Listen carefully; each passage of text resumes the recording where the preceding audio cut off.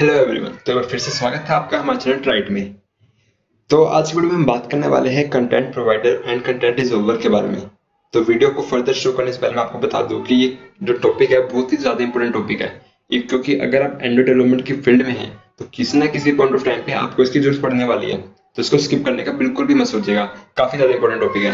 और इतना important topic है तो बिल्कुल बेसिक से बात करेंगे, बेसिक क्लियर करेंगे कि क्या ये चीज है, कैसे हमें इसका यूज करना है, क्या फंक्शनलिटी में सर्व करता है ये। तो चलिए बिना किसी देर के शुरू करते हैं और देखते हैं इसके बारे में। तो सबसे पहले बात आती है कंटेंट प्रोवाइडर की।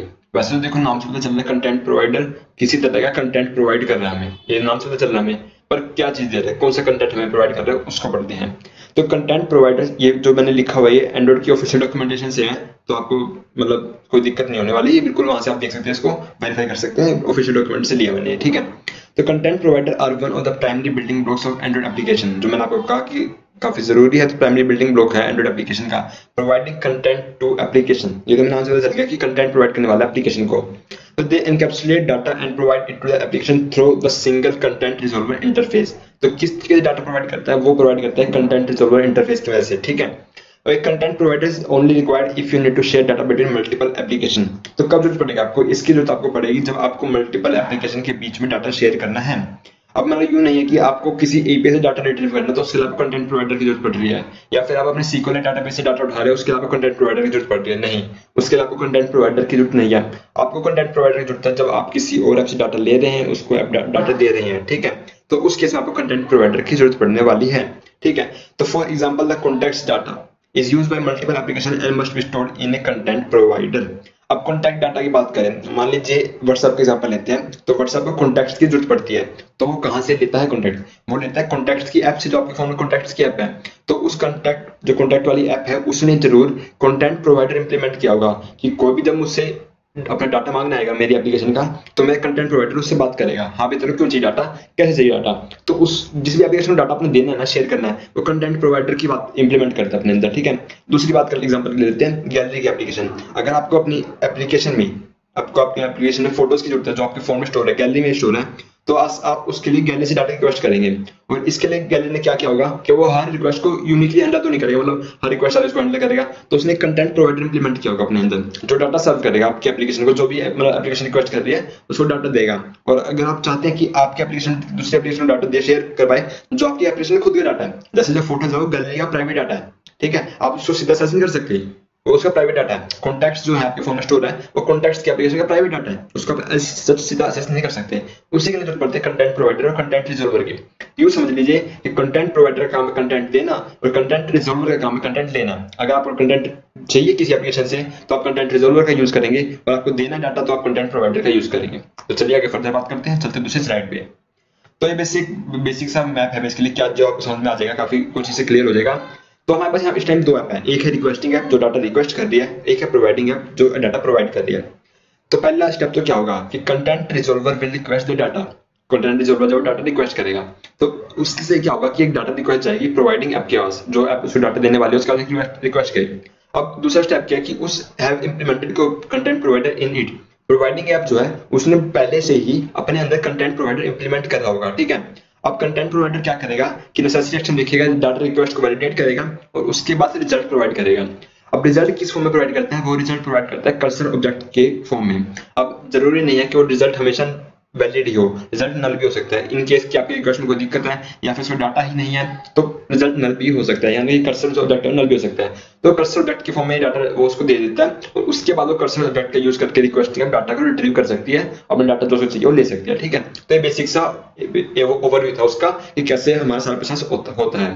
अब बात रहे कि आपको you don't need to worry about the intermediate process going on and how the data is stored on the content provider side.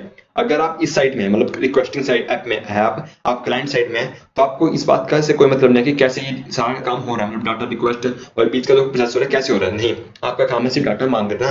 ना ही आपको इस बात से कोई फर्क पड़ना चाहिए कि प्रोवाइडिंग ऐप जो है उसने डाटा को कैसे स्टोर किया है, उसने जेसन फॉर्म में, एक्सएमएल फॉर्म में, डाटाबेस में कैसे स्टोर किया है, कहां से डाटा स्टोर है, आपको उससे कोई मतलब नहीं।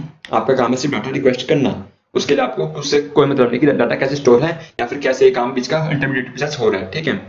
और content resolver method provide the basic CRUD function of precision storage. जो कंटेंट रिजॉल्वर है वो आपको बेसिक CRUD ऑपरेशन प्रोवाइड करता है। अब बात आती है CRUD है क्या चीज। तो CRUD stand for create, retrieve, update and delete. ठीक है, बेसिकली आपने अगर SQL पढ़ा होगा, SQLite डाटाबेस, तो आपने यहाँ पे 4 ऑपरेशन जरूर परफॉर्म किए होंगे, क्रिएट, रिट्रीव, अपडेट और डिलीट। क्रिएट का मतलब कुछ नया क्रिएट करना, रिट्रीव का मतलब तो पहले से डाटा स्टोर उसको रिट्रीव कर रहे हैं आप, अपडेट मतलब उसको अपडेट कर रहे हैं, डिलीट मतलब डिलीट कर रहे हैं। ठीक है, और common pattern for assessing a content provider from your UI uses a cursor loader to run asynchronous query in the background.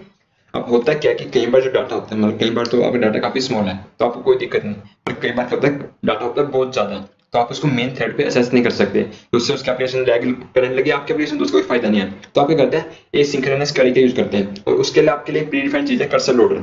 आप कर्सर लोडर का यूज करते हैं जो एसिंक्रोनस क्वेरी रन करता है बैकग्राउंड थ्रेड पे, उस डाटा को असेस करता है आपके लिए। ठीक है, जो एक्टिविटी और फ्रैगमेंट इन योर UI कौन सी कर्सर लोडर, आपकी जो एक्टिविटी फ्रैगमेंट है जिसमें आप डाटा असेस कर रहे हैं, बेसिकली आपकी जो डाटा डिस्प्ले कराने वाली है UI आपकी, वो कर्सर लोडर ऑब्जेक्ट को कॉल करेगी to the query which in turn get the content provider using content resolver, जो बदले में आपके लिए कंटेंट प्रोवाइडर लेके आएगा यूजिंग कंटेंट रिजॉल्वर। ठीक है, कर्सर लोडर का यूज होता है प्रिवेंट करने के लिए too much work on the main thread, ताकि जो मेन थ्रेड है उसमें ज्यादा लोड ना हो, उसमें ज्यादा काम ना हो, तो इससे प्रिवेंट करने के लिए हम कर्सर लोडर का यूज करते हैं।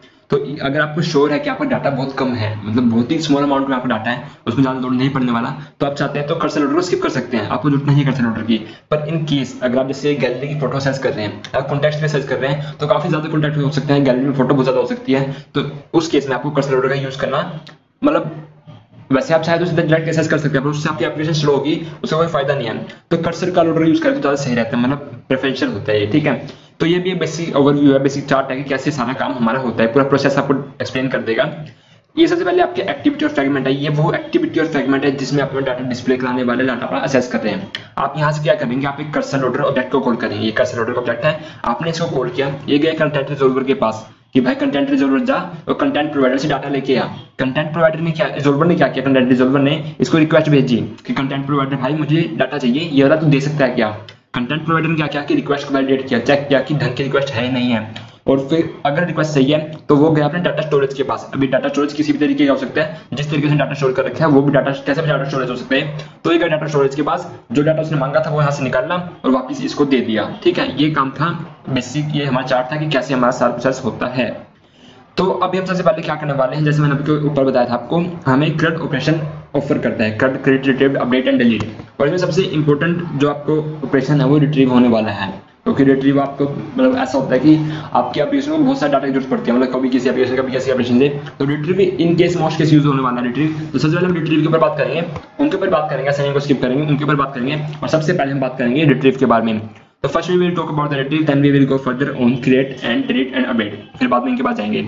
अब बात करते हैं रिट्रीव डाटा की। तो रिट्रीव डाटा के लिए फर्स्ट हम सबसे पहले क्या करेंगे, एक कंटेंट रिजॉल्वर का ऑब्जेक्ट बनाएंगे और फिर कंटेंट रिजॉल्वर के डॉट क्वेरी फंक्शन को कॉल करेंगे। ठीक है, अभी अब करके नहीं दिखा रहा हूँ क्योंकि हम कोड में ही करने वाले हैं, बस आपको बता रहा हूँ कि सबसे पहले कंटेंट रिजॉल्वर का ऑब्जेक्ट होगा जो एक क्वेरी करेगा, डॉट क्वेरी का फंक्शन होता है वो क्वेरी करेगा। ठीक है, लेकिन कोड में जाने से पहले एक चीज समझ लेते हैं, कंटेंट URI। और कंटेंट URI क्या चीज होती है और कहाँ में इसकी जरूरत पड़ने वाली है। ठीक है, तो एक content URI is an URI से आपको पता होगा यूनिफॉर्म रिसोर्स आइडेंटिफायर होता है that identify the data in a provider, जो डाटा होता है प्रोवाइडर में उसको आइडेंटिफाई करता है। Content URI include the symbolic name of the entire provider, its authority, उसका अथॉरिटी क्या चीज है, उसकी अथॉरिटी है प्रोवाइडर की, and name that point to a table, a path. ठीक है, when you call a client method to access a table in provider, the content URI for the table is one of its argument. तो overall मैं आपको बताता हूँ क्या है। सबसे पहली बात तो आपको समझनी होगी, जब आप डॉट क्वेरी फंक्शन कॉल करेंगे तो उसमें एक पैरामीटर होगा आपका कंटेंट URI। अब कंटेंट URI क्या, बेसिकली आप समझ सकते हैं कि किस्म का URL है जो आपको बता रहा है कि जो आपका कंटेंट प्रोवाइडर है, जो हमारा डाटा है जो हमें चाहिए वो कहाँ एग्जैक्टली स्टोर है, उसका क्या पाथ है। अब उसका बेसिकली पर्टिकुलर फॉर्मेट होता है, उसमें उसका अथॉरिटी होती है, उसके प्रोवाइडर की अथॉरिटी, और एक नेम होती है। जैसे एग्जांपल के लिए मैं आपको बताया है कंटेंट स्लैश ये colon slash slash user dictionary. User dictionary यहाँ पे एक अथॉरिटी है और उसका पाथ है वर्ड्स, हम मतलब वर्ड्स यूजर डिक्शनरी में वर्ड्स को सर्च कर रहे हैं। आप इसको आसानी से समझने के लिए ऐसा समझ सकते हैं कि एक डाटाबेस है, उसके अंदर बहुत सारे टेबल है। अब वो डाटाबेस यहाँ पे एक से अथॉरिटी है, यूजर डिक्शनरी एक अथॉरिटी है, उसमें बहुत सारे टेबल है और एक टेबल है वर्ड्स के नाम से। तो वर्ड्स वाले टेबल आपको सर्च करनी है तो आप यूजर अथॉरिटी में वर्ड्स को सर्च कर रहे हैं। ठीक है, ये बिल्कुल सिंपल तरीका है। इनफैक्ट आपको पता चलेगा जैसे आप हम कोड में बात करेंगे तो मैक्सिमम ऑपरेशन जो है ना इसके, वो SQLite डाटाबेस जो हम क्वेरी करते हैं, जो वहाँ पे ऑपरेशन परफॉर्म करते हैं उससे मैच करते हैं, मतलब काफी हद तक सेम है, क्योंकि काम भी एक्जैक्टली हम वही कर रहे हैं, डाटा को ही हम रिट्रीव करें, डाटा पे खेल कर लिया सारा, तो एक्जैक्टली सेम ऑपरेशन होते हैं। तो उसी से आप समझ सकते हैं कि एक डाटाबेस है, उसमें टेबल है, आपको उसको एक्सेस करना है और उसके लिए आपको उसका पाथ बताना होगा कहां पे वो टेबल स्टोर है, तो वो पाथ है कंटेंट URI, और ये पैरामीटर आपको देना होता है अपने इस कंटेंट रिजॉल्वर को, ताकि उसको पता चल सकता है कि भाई कहां पे है आपका डाटा। अब देख लिए हर कंटेंट के लिए, हर कंटेंट प्रोवाइडर के लिए एक अलग पाथ होगा, एक अलग कंटेंट URI होगी जो उसको यूनिकली आइडेंटिफाई करते हैं कि कहां डाटा स्टोर है। ठीक है, जैसे आपको अगर गैलरी की इमेजेस लेनी है तो उसके लिए एक अलग कंटेंट URI है, गैलरी की वीडियो लेनी है तो उसके लिए अलग है, आप कॉन्टेक्ट लेना है तो उसके लिए अलग है, तो हर किसी के लिए एक अलग ही URI है जिसका आपको जरूरत पड़ने वाली है बताने के लिए भी कहाँ डाटा स्टोर है, कौन सा डाटा मुझे चाहिए। तो आई होप कि आपको सब कुछ समझ में आ गया होगा। एक चीज और जो आपको बताना चाहूंगा कि ये आपको मैं थोड़ी देर पहले कंटेंट URI में एग्जांपल दिया था यूजर डिक्शनरी वर्ड्स का कंटेंट URI का बेसिकली, तो किस चीज का कंटेंट URI वो सब बता देता हूँ आपको, तो थोड़ा आपको क्लियरेंस मिलेगी। तो बेसिकली आपने कई बार देखा होगा कि आपका कीबोर्ड आपको खुद से कुछ वर्ड सजेस्ट करता है। वो वर्ड कैसे सजेस्ट करता है, वो आपकी पास्ट हिस्ट्री के अकॉर्डिंग सर्च करता है, सजेस्ट करता है बेसिकली जो आपने पास्ट हिस्ट्री में वर्ड फ्रीक्वेंटली यूज किया है वो आपको सजेस्ट करता है। तो ये वो सारे वर्ड्स होते हैं वो एक पर्टिकुलर जगह स्टोर होते हैं, ठीक है, और वो वर्ड स्टोर होते हैं इस कंटेंट URI में, बेसिकली यूजर डिक्शनरी में वर्ड्स करके वो स्टोर होते हैं, और यहाँ से आप चाहते हो सभी वर्ड्स को सर्च कर सकते हैं कि कौन कौन से वर्ड हैं जो सेव हुए हैं। ठीक है, तो ये उस चीज कंटेंट URI है। इन केस अगर किसी को डाउट हो तो मैंने इसे बता दिया ये, ताकि कोई डाउट न रहे मन में। ठीक है, तो आई होप कि आपको सबको समझ में आ गया होगा। इसके साथ वीडियो खत्म करते हैं। अगर स्टिल अभी भी कोई डाउट हो, आपको प्रेजेंटेशन की स्लाइड चाहिए हो या कोई और डाउट पूछना हो तो कमेंट सेक्शन में मुझे बता दीजिएगा, मैं सोल्व करने की पूरी कोशिश करूंगा। और चलिए खत्म करते हैं वीडियो को। अगले वीडियो में बात करेंगे हम कोड के ऊपर, सीधा कोड इंप्लीमेंट करेंगे जिसमें हम अपने कंटेंट रिजॉल्वर को इंप्लीमेंट करेंगे, अपनी गैलरी से सारी इमेजेस उठाएंगे, उसको दिखाएंगे अच्छे तरीके से ग्रेड व्यू में। तो अगली वीडियो बहुत यूजफुल होने वाली है, काफी कुछ सीखने को मिलेगा उसमें। तो चलिए इस वीडियो खत्म करते हैं और मिलते हैं अपने अगले वीडियो में। अगर आपको मेरी वीडियो से कुछ भी सीखने को मिला हो तो प्लीज चैनल सब्सक्राइब कर दीजिएगा, और वीडियो पसंद आई तो वीडियो को लाइक कमेंट शेयर कर दीजिएगा। मिलते हैं अपने वीडियो में। आज के लिए इतना ही, सबको बाय रहेगा, धन्यवाद, आपका दिन शुभ हो।